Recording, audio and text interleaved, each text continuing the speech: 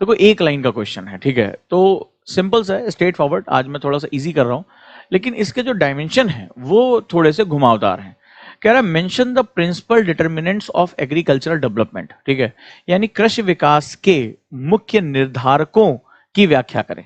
ठीक है, तो जो मुख्य कारक हैं, जो उसके डिटर्मिनेंट हैं, निर्धारित करने वाले तत्व हैं, उनको आपको जो है बताना है। तो कृषि विकास, यह वर्ड जो है, यह वर्ड एग्रीकल्चर नहीं यूज कर रहा है, एग्रीकल्चर डेवलपमेंट यूज कर रहा है। तो मैंने आपको नियम क्या बताया था, चलिए हम अपना पहले सबसे आंसर राइटिंग में सबसे पहले अपना चार्ट बनाते हैं। चलिए शुरू करिए। चार्ट, चार्ट हमारा क्या है? चार्ट में हमें अपना, मैंने बताया था check and balance, check and balance. जब तक इसको आदत नहीं बना लोगे मैं छोड़ूंगा नहीं तुम लोगों को। ठीक है, तो पहला हमारा स्टेप क्या है? स्टेप 1, मुझे सबसे पहले क्या करना है? ओरिएंटेशन। बना लीजिए चार्ट। ठीक है, आप जल्दबाजी मत करिएगा, कई बार सावधानी हटी दुर्घटना घटी। कई बार क्या होता है कि हम मोटरसाइकिल में थोड़ा सा एक्सीलेटर लेना सीख जाते हैं, हमें लगता है तो अब हायाबुसा चला लेंगे और ले जाके कहीं ठोक के चले आते हैं। तो यहाँ पर भी ओरिएंटेशन सबसे पहले चेक करना है। ओरिएंटेशन क्या है क्वेश्चन का, ठीक है, एग्जामिनर का माइंडसेट क्या है। फिर हमें इसका जो है नेचर पता करना है, ओरिएंटेशन के साथ इसका नेचर क्या है। मुझे इसको रिलेटिव वे में लिखना है या स्ट्रेट फॉरवर्ड लिखना है। इसके बाद मुझे कीवर्ड आइडेंटिफाई करना है, कीवर्ड आइडेंटिफाई करना है। इसका कुंजी वाक्य क्या है, किसके आसपास मुझे चलना है। और इसके बाद मुझे जो सपोर्टिव कीवर्ड है, यानी सहायक कुंजी वाक्य जो है, उसके बारे में मुझे बात करना है। फिर मुझे देखना है क्या कोई इसमें टेल सेंटेंस है या नहीं है, टेल वर्ड है कि नहीं है, यानी पुच्छ वाक्य है या नहीं है। ठीक है, तो इसके माध्यम से पहले आपको ये चार्ट आपको डेली बनाना पड़ेगा। हर क्वेश्चन के साथ आप ये चार्ट बनाएंगे जब तक कि प्रैक्टिस ना हो जाए। ठीक है, एक बार जब प्रैक्टिस हो जाएगी, आप उसके मास्टर हो जाओगे, तो धीरे धीरे खुद ही जो है आप इसको छोड़ना, ये आपके दिमाग में फ्रेम होगा। बनेगा तब भी, लेकिन ये आपके दिमाग में फ्रेम होगा। तो जो स्टेप मैं सिखा रहा हूं, अभी तक इंडिया में आपको किसी ने भी इस तरह के आंसर राइटिंग नहीं सिखाई होगी। आंसर राइटिंग की कुछ क्लासेस मैंने देखी, लोग क्या करते हैं, क्वेश्चन लिख देते हैं, उसका फिर पीडीएफ दे देते हैं, आपसे कहते हैं गूगल पे सर्च करिए, या कई बार आपको कुछ पीडीएफ दे दिया जाता है। कई टीचर जो है वो बने बनाए सेटअप दे देते हैं, उससे डेवलपमेंट नहीं होता, उससे रट्टाफिकेशन होता है। यहां मैं आपको सोचना सिखा रहा हूं। तो चलिए ओरिएंटेशन एंड नेचर के बारे में बात करते हैं। क्वेश्चन का ओरिएंटेशन क्या है? क्वेश्चन का ओरिएंटेशन कह रहा है कृषि विकास के मुख्य निर्धारकों की व्याख्या करें। यानी इसमें एक तो जो एक फ्रेज वर्ड यूज किया है वो है एग्रीकल्चर, वर्ड आ रहा है व्याख्या करना। ठीक है, तो इसमें वो कृषि विकास यानी एग्रीकल्चर डेवलपमेंट के बारे में, डेवलपमेंट का मतलब होता है कि अपनी पूर्व स्थिति से आगे जाना, यानी कि वो अपनी वैल्यू एडिशन के बारे में बात कर रहा है। यानी बहुत ही धनात्मक जो है ओरिएंटेशन इसका जो है वो अफर्मेटिव है। ठीक है, अफर्मेटिव क्वेश्चन है, ना आपसे कोई आलोचना करने के लिए कह रहा है, ना कोई तुलनात्मक अध्ययन करने के लिए कह रहा है, ना कोई रिलेटिव स्टडी की, ना क्रिटिसिज्म, ठीक है, एग्जामिन, ये सब वर्ड यूज नहीं कर रहा है। तो वो क्या है? अफर्मेटिव क्वेश्चन है। ठीक है, मेरे साथ लिखते जाइए, बताते जाइए, आप लोग मुझे बताएंगे तभी मुझे लगेगा। एक महीने से मैं लगातार कोशिश कर रहा हूँ। शुरुआती दौर में एक दो स्टूडेंट थे, उन्होंने बड़ा निगेटिव कमेंट भी किया था, अरे यार ये प्रचार विचार करता है। देखो, एक महीने में आदमी ना निचुड़ कर बाहर आ जाता है, एक महीने में पता चल जाता है कि कौन कितने पानी में है। 2 क्लास में तो स्टूडेंट जो है वो टीचर का सब कुछ जान लेता है। तो ये तो हमें इतना ज्यादा जो है वो इनपुट हम दे रहे हैं। ठीक है, तो अब उसके बारे में बात कर रहे हैं। Yes, agriculture determinants, right, good, शाबाश। प्रतिमा ने काफी जो है अच्छा आंसर दिया, लेकिन अभी इसको इसी के हिसाब से आपको मेंटेन करना है। ठीक है, orientation, nature, keyword, supportive keyword and tail word. अगर कोई जो है वो टेल वर्ड हमारे साथ जो है लगा हुआ है, ठीक है, अगर टेल वर्ड कोई भी हमारे साथ इसमें लगा हुआ है, यानी कि पुच्छ वाक्य जिसे हम लोग कहते हैं, हिंदी में भी पुच्छ वाक्य कहते हैं। गुड, शाबाश। बाकी लोग भी अपना आंसर देना शुरू करें, सभी लोग अपने फ्रेज में लिखें।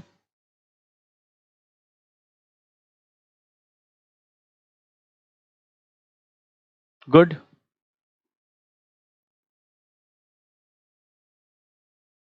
ये जो फॉर्मेट मैंने बताया आपको इसी पे फॉलो करना है। देखिए अब कितना मजा आएगा, आपसे क्या होगा, इससे गलतियां होनी बंद हो जाएंगी। और ये मेथड मैंने कहाँ सीखा? ये मेथड मैंने सीखा जितने भी टॉप क्लास ऑर्गेनाइजेशंस होते हैं, जहां पर बहुत ही सोफिस्टिकेशन, जहां जरा से भी गलती बहुत, जैसे मैंने कल पायलट का एग्जांपल लिया था, तो पायलट्स को एक चेक शीट दी जाती है। जब उनके कॉकपिट में आप जाते हैं, चेक शीट दी जाती है, this check, this check, this check, air, ventilation, pressure, फलाना फलाना फलाना, बैटरी स्टेटस, एक्सवाइजेड, सब कुछ उन्हें वो पूरा फॉर्मेट भरना पड़ता है फ्लाइट उड़ाने से पहले। तो जो आदमी इतनी फ्लाइट्स उड़ा रहा है, इतना सोफिस्टिकेटेड ट्रेनिंग कर रहा है, वो भी डेली वही काम करता है। ठीक है, डेली वही काम कर रहा है। ऐसा नहीं कि भाई मैं 10 फ्लाइट उड़ा चुका हूं, अब मुझे क्या जरूरत है चेक करने की। तो क्या होता है, ये जो है किसी भी सिक्स सिग्मा, हम लोग इंडस्ट्री में इसको सिक्स सिग्मा कहते हैं। तो वहां पर क्या होता है कि पूरा फॉर्मेट दिया जाता है कि आप ये सारा चेक करके बताओगे एवरीथिंग, और ये उनका डेली रूटीन होता है, उनको ये करना ही करना है, हैबिचुअल हो जाते हैं। तो आपको भी ये हैबिचुअल होना है। तो अब हमें क्या है, अफर्मेटिव हो गया। दूसरा, ये एक्सप्लेनेटरी है, यानी इसमें हमें व्याख्या करनी है, ठीक है, एग्जामिन नहीं करना है। एग्जामिन और व्याख्या में अंतर होता है, जो है वो हमें क्या करना है, इसमें हमें इसका जो है मेंशन करना है, या हमें जो है इसके विकास के बारे में बताना है। तो यानी ये क्या हो गया, ये व्याख्यात्मक है, यानी मैं इसको एक प्रवाह के रूप में आगे लेकर जा सकता हूं। ये व्याख्यात्मक प्रश्न हो गया। नेचर इसका अफर्मेटिव हो गया, इसको रिलेटिव नहीं लिखना है, ठीक है।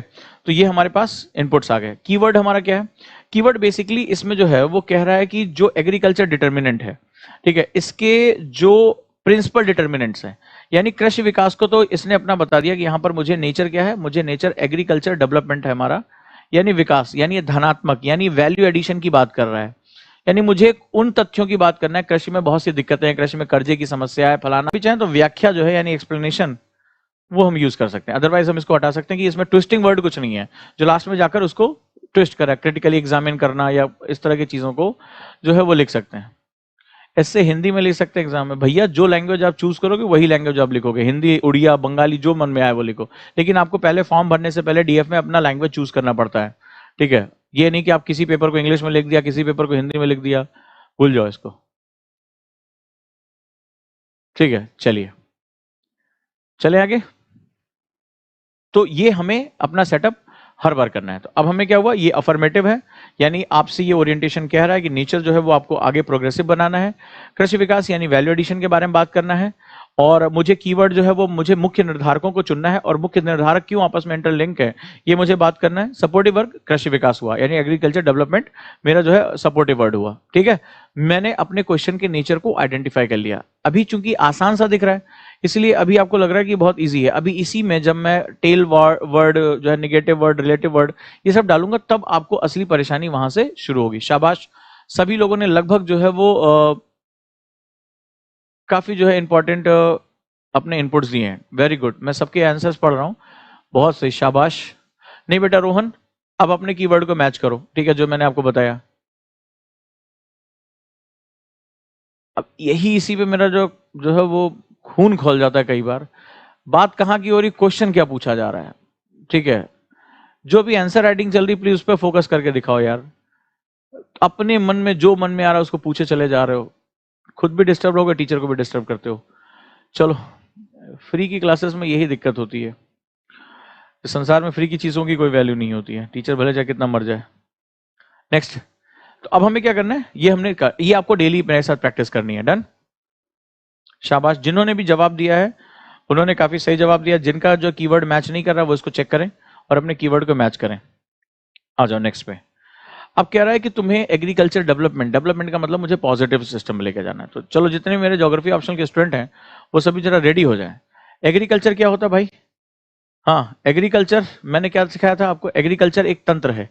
एग्रीकल्चर कोई एक जो है अवयव नहीं, कंपोनेंट नहीं है, एग्रीकल्चर एज अ सिस्टम है। बताया था? हाँ ना, बोलते जाओ, ठीक है, बोलते जाओ।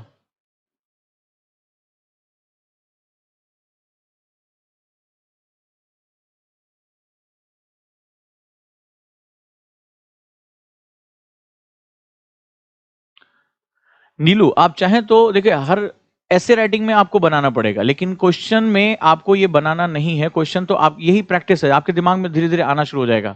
जब आप कई दिन तक जो मेरे साथ प्रैक्टिस करोगे तो आपके दिमाग में ये बन जाएगा क्या कीवर्ड है, जैसे मुझे नहीं सोचना पड़ता, देखते ही अपने आप जो है उसको क्रैक हो जाता है कि इसका क्या इनपुट आ रहा है।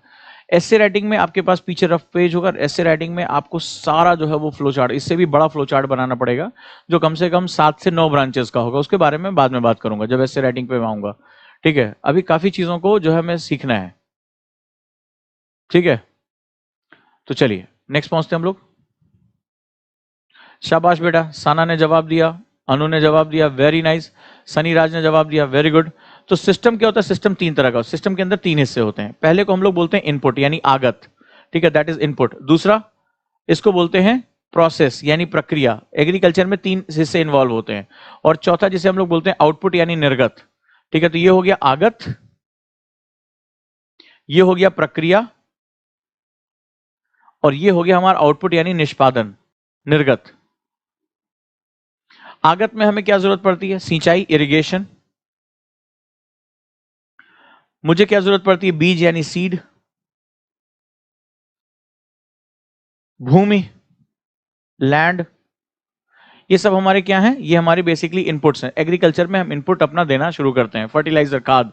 प्रक्रिया में हम उसकी जुताई अच्छे से करते हैं, हम मशीनीकरण की बात करते हैं, ठीक है, हम कितने मशीनों का इस्तेमाल कर रहे हैं, हम मशीनरीज कितना ले रहे हैं, हम उसकी प्लॉ कितना कैसा कर रहे हैं, प्लॉ का स्टाइल क्या है, सॉइल का जो है, सॉइल की फर्टिलिटी के लिए हम क्या कर रहे हैं, सॉइल का हेल्थ कैसा है, स्वास्थ्य, मृदा जो है अम्लीय है, क्षारीय है, इस पे बारे में बात करते हैं।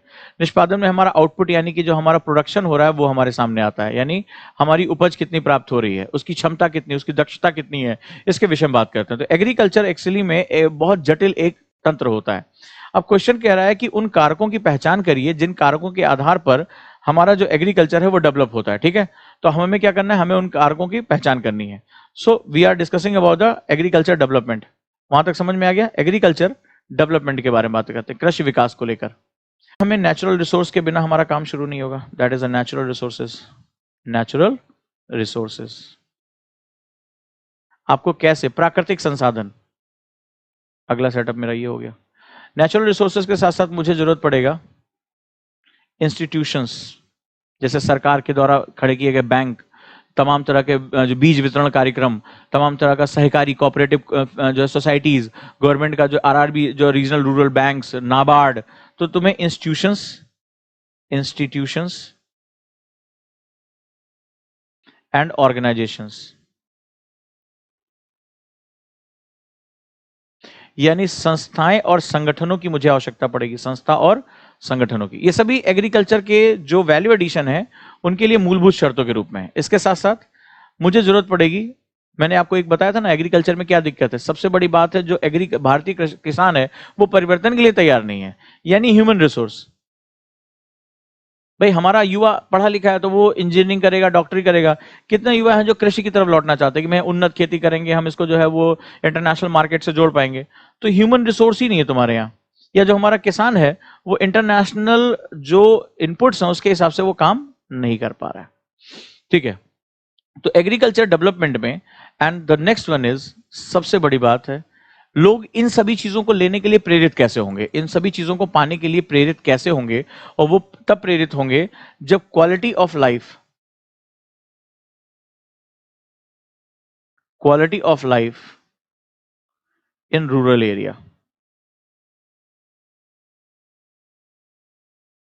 ग्रामीण जीवन में गुणवत्ता, ठीक है, ग्रामीण जीवन में गुणवत्ता। इसके साथ साथ इस एग्रीकल्चर डेवलपमेंट के लिए जो सबसे बड़ा प्रेरक काम करेगा वो काम करेगा मार्केट, बाजार। क्या एक अच्छा प्रतियोगात्मक बाजार का भी नेचर होता है, मार्केट यानी बाजार जो है ये उपलब्ध है कि नहीं?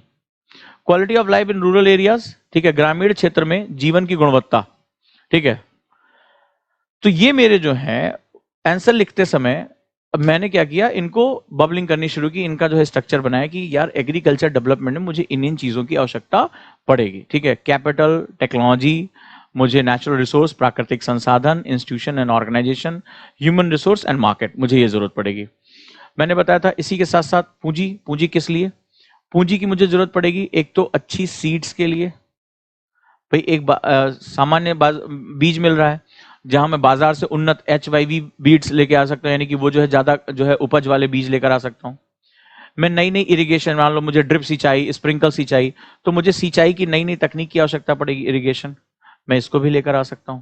सिंचाई के साधन इरिगेशन में लेकर आऊंगा।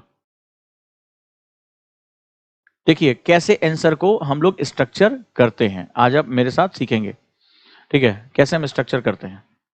पूंजी की मुझे जरूरत पड़ेगी, मुझे सॉइल को रिक्लेम करना है, ठीक है, मेरे जो है मिट्टी, उसकी जो है मुझे लैब टेस्टिंग करानी है, साइंटिफिक टेस्टिंग करानी है, मुझे उसका डाटा स्टोर करना है। तो सॉइल रिक्लेम करने के लिए मैं प्रयास करूंगा, लेकिन इन सब के लिए मुझे क्या चाहिए होगा? पूंजी की जरूरत पड़ेगी। तकनीक में मुझे मशीन चाहिए होगा, और मशीन भी ऐसी नहीं कि जो है बाजार में भारी भारी मशीनें मिल रही, मेरी जरूरत के हिसाब से मुझे अच्छी जो है मशीन चाहिए। मुझे तकनीक जो है वो, मुझे सीड्स में भी मुझे टेक्नोलॉजी चाहिए, मुझे जो है इरिगेशन में भी टेक्नोलॉजी चाहिए, मुझे तकनीक जो है वो बाजार से जोड़ने के लिए मुझे यानी ई टेक्नोलॉजी भी चाहिए, ठीक है, यानी कि जो है ई तकनीक के रूप में भी मुझे इनपुट्स चाहिए चाहिए।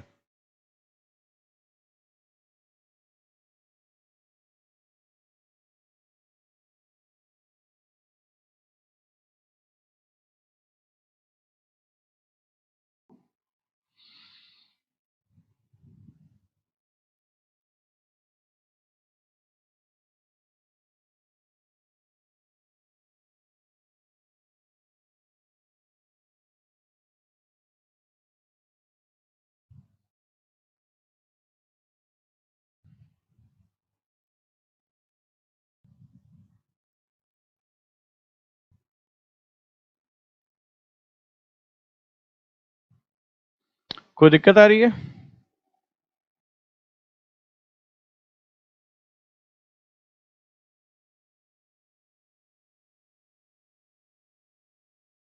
चलिए करते रहिए।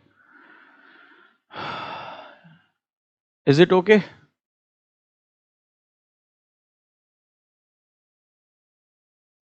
राइट, कोई दिक्कत तो नहीं? वॉइस क्लियर है?